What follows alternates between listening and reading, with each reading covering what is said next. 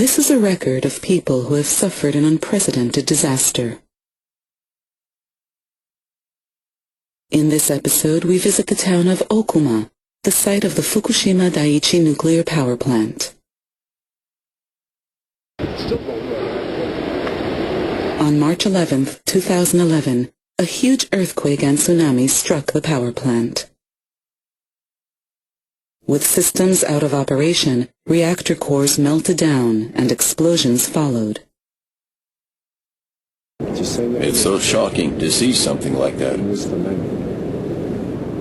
It completely destroyed the myth of safe nuclear power we had always believed.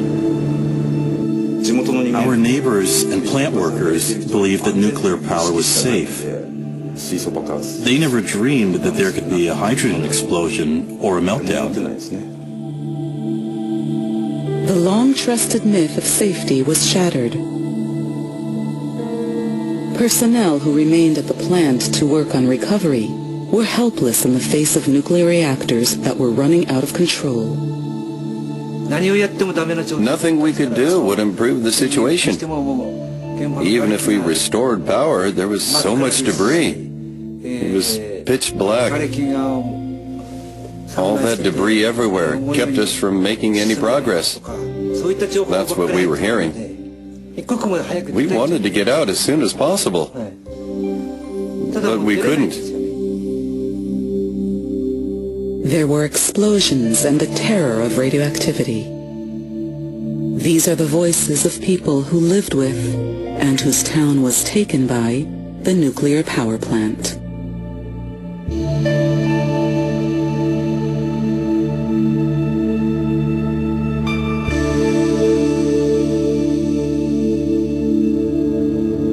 Before the disaster, Okuma had a population of 11,000. In half of the households, at least one person worked at the power plant.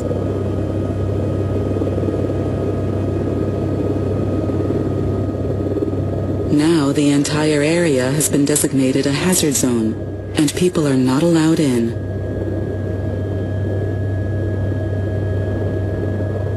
This is the Fukushima Nuclear Power Plant, located to the northeast of town. It began operation 40 years before the accident. 昭和46年3月、東京電力福島第一原子力発電所はその1号機の営業運転を開始しました。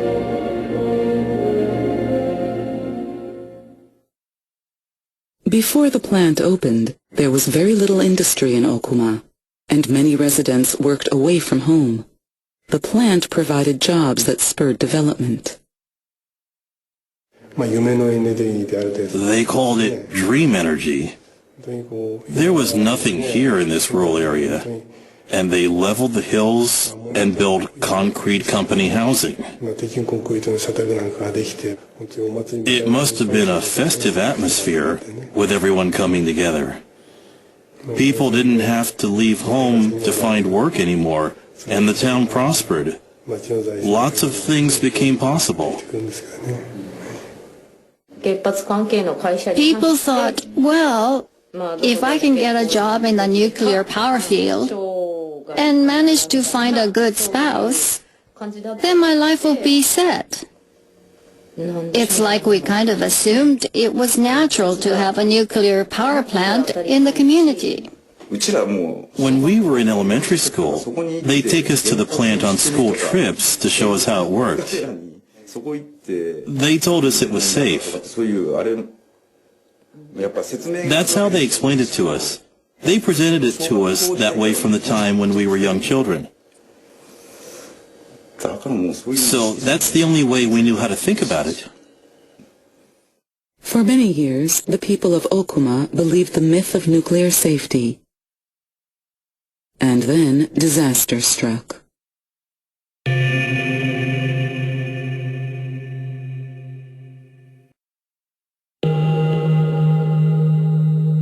A terrifying magnitude 9 earthquake. During the ongoing aftershocks, 6,000 plant employees and contract personnel kept working.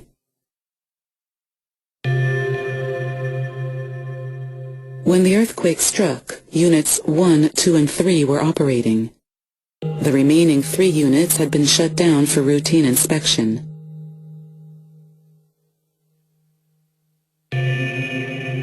Satoshi Kinoshita was working for a subcontractor.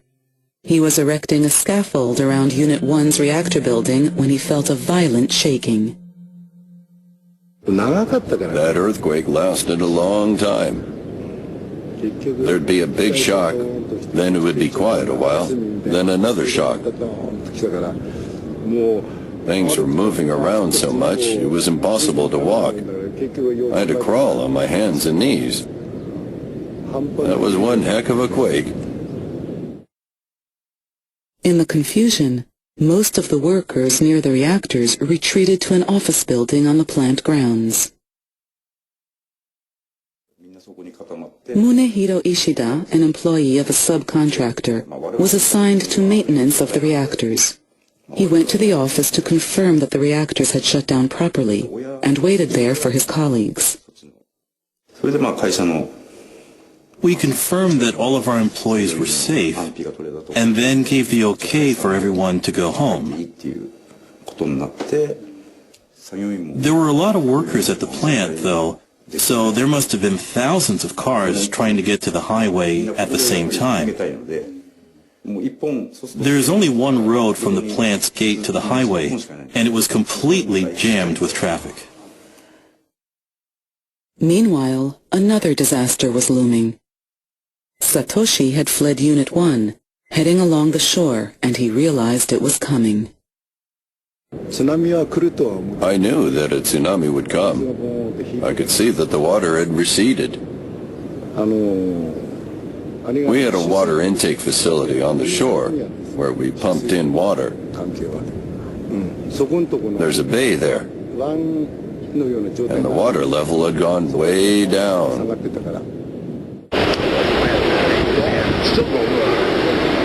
A huge tsunami, more than 10 meters high, rushed toward the power plant. The seismic isolation building is located about 300 meters from Unit 1. Designed to withstand large earthquakes, it had begun operating just 8 months earlier. About 400 employees took shelter there right after the quake. One of them was Takashi Sato, who also worked for a subcontractor. As an on-site technician, he had a team working under him and nearly 30 years of experience conducting safety inspections. A command center was established in the seismic isolation building. Personnel were ordered to remain on standby for recovery work. To get a better picture of the situation, Takashi kept notes on all the reports that flooded in about the condition of the reactors. We had a monitor hooked up to TEPCO headquarters, so I kept notes on our interactions with them. I also copied down what was written on the whiteboard in the command center. They soon discovered that all of the power sources had been disabled by the tsunami, which meant that the reactors were not being cooled. Just the fact that we had no power was very serious. I felt that the plant was in an extremely dangerous situation. It was pitch black. All that debris everywhere kept us from making any progress. That's what we were hearing. So I knew the work was not progressing at the reactors.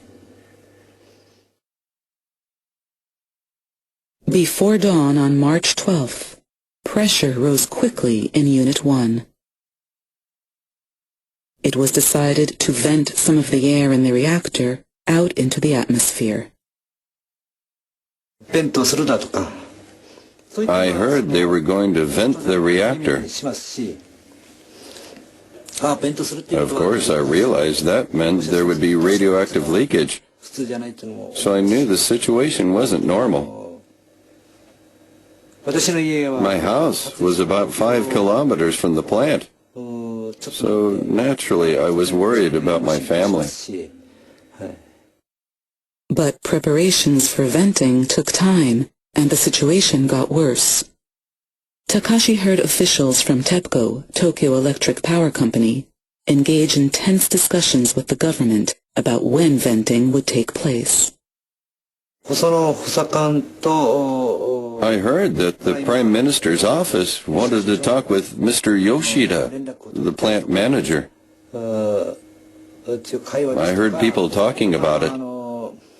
They said that Prime Minister Khan wanted to come and visit the plant at that time. But people working there were occupied with trying to restore power. They couldn't accommodate the Prime Minister's visit. That's the kind of thing they were saying. If the Prime Minister came, all work would come to a standstill. We just didn't have the leeway for that. Radioactive material had begun to leak. At this time, radiation levels at the plant's front gate were 8 times higher than normal. A serious crisis had developed at the plant. And yet, neither the national government nor TEPCO provided the neighboring community with reliable information. As a community, we had always talked about coexisting with nuclear power. Coexistence was the watchword. Local residents worked at the plant, after all. Under the circumstances, I expected that they would keep the town informed. Just before dawn, town officials were focused on the coastal district damaged by the tsunami. Jin was busy directing his subordinates when he heard some unbelievable news. We heard that policemen, all dressed up like space aliens in white protective gear and masks, were guiding people. We wondered what was going on. The police told us we had been ordered to evacuate. I couldn't believe it. I called the prefectural disaster headquarters, and they told me the same thing. I knew then that we had to get people out of there. That was when the mayor received a call from the Prime Minister's office telling us to evacuate. Until then, people within 3 kilometers of the plant were told to evacuate, and within 10 kilometers to stay indoors. But at 5:44 a.m., the evacuation zone was increased to 10 kilometers.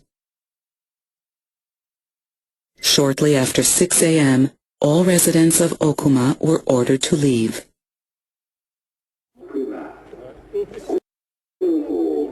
However, the government still did not tell residents that there was a crisis at the power plant.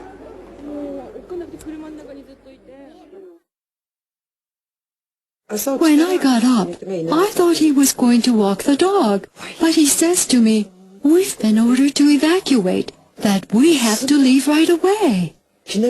I was wearing an apron like this one, and I just kept it on. I didn't even take a change of underwear with me.